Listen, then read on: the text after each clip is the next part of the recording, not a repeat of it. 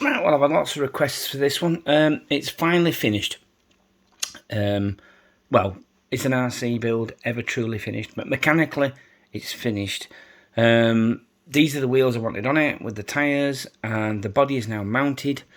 Now, I'm not really happy with how the body's mounted because I've had this problem with this truck bed before. Because the ride height that I want, there's not enough space between where you want it and where the normal body mounting would be. So I've had to do this. I've had to push the body post should go in there, and then that should come through the body, leaving on this little hole. But no, because I want to sit the body at a realistic ride height, I've got to poke them through the top.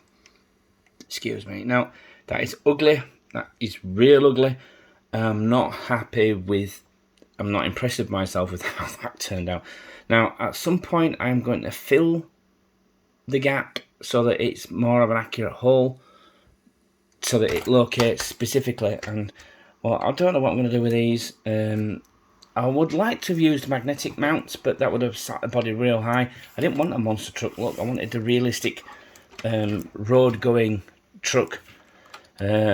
I'm not from America, so you don't see many of these around, but the ones that I have seen sit about this. And this is how the one in the Fall Guy sits, or maybe even it sits nearer to that, but that's close enough. Now the suspension on this is not particularly great. It is just basically a completely bog standard MN86. It's not even this upgraded one.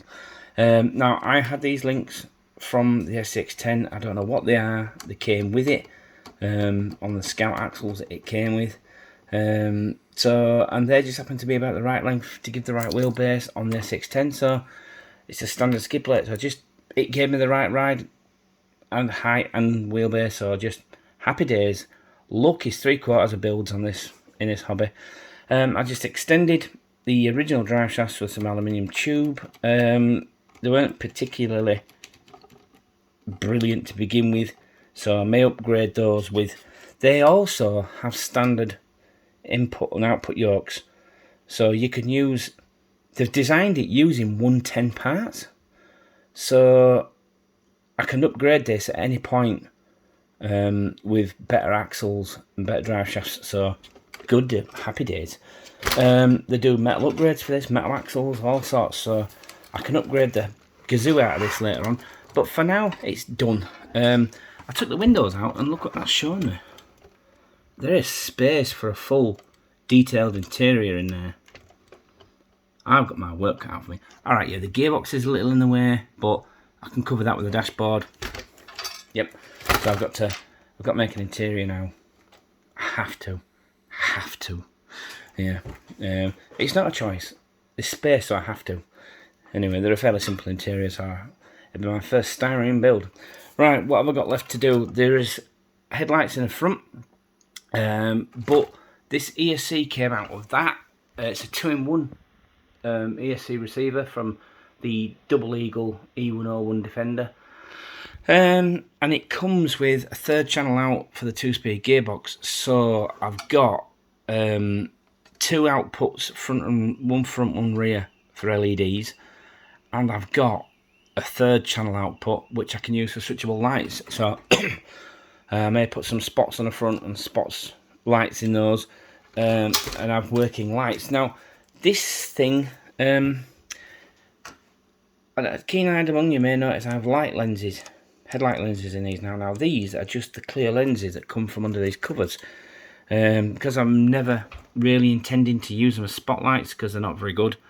Not very scale looking. I just wanted the covers.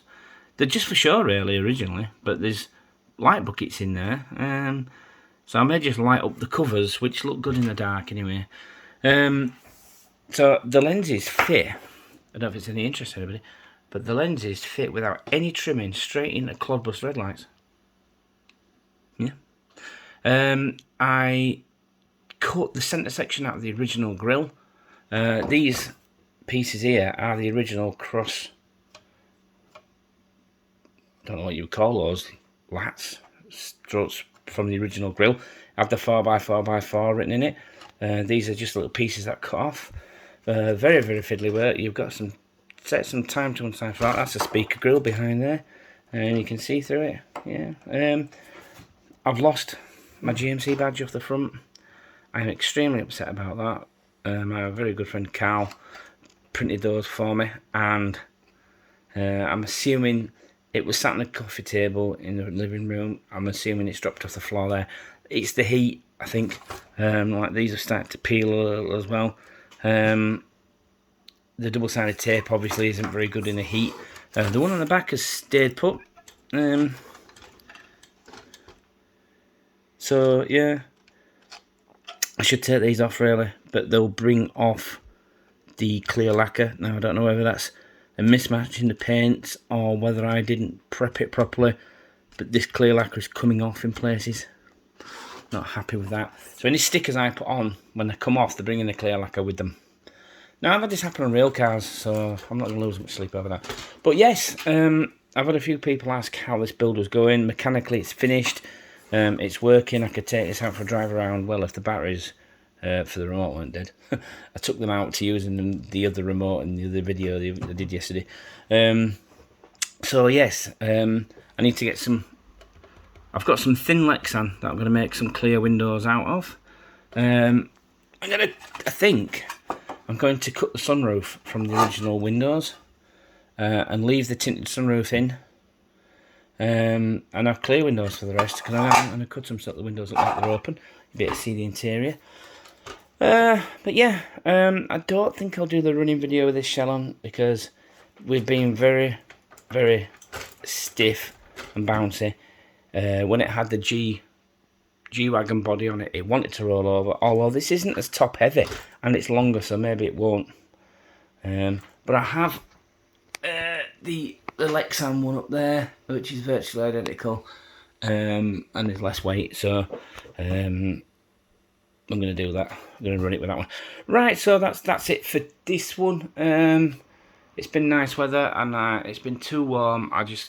It's been baking out in the garden. I want to get that finished, and this is the perfect weather for it. It's just too hot for me. I've been off work with heat stroke, so I've stayed inside with all the windows open. I stayed cool, drinking lots of fluids, or just sleeping. So I shouldn't be going outside in the heat right now. So I'm trying to avoid it. Right, anyway, there we go. Probably been moaning about my health. There we go. Yeah. Thanks for watching, and more updates as soon as I can be bothered making them. Bye.